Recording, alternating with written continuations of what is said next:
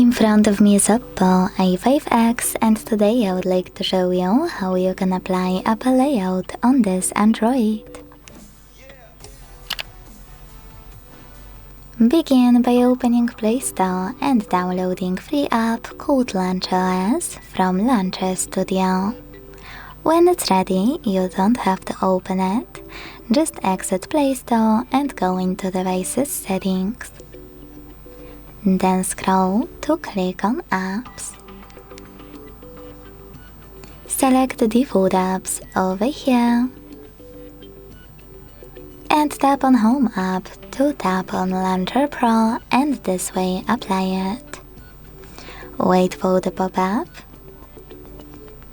Hit Allow All and wait again.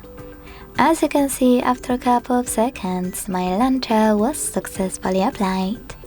To make any changes to it, go into Launcher app and follow all of the instructions in it. If you want to go back to your default launcher, you can always go back to the same settings and tap on System Launcher to apply it.